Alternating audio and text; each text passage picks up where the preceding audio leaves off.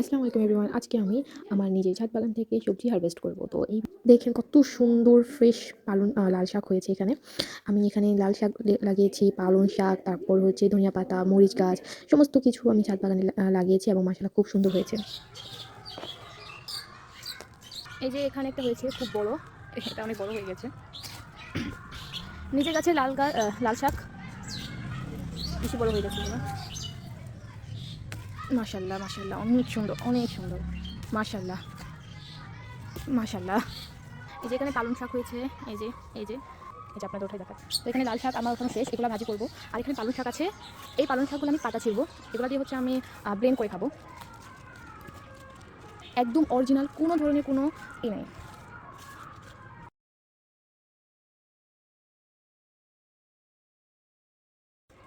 মাশাআল্লাহ, কি মাশাআল্লাহ বলতে বলবেন না, অনেক অনেক সুন্দর।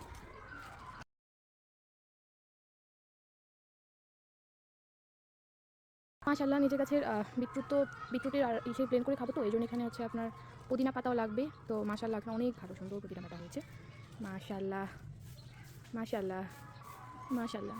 এখানে ছোট ছোট একটা ঢেঁড়স হয়েছে, দেখি ঢেঁড়স দুটো নিয়ে যাই। এই তো এগুলো আজকে হারভেস্ট করলাম।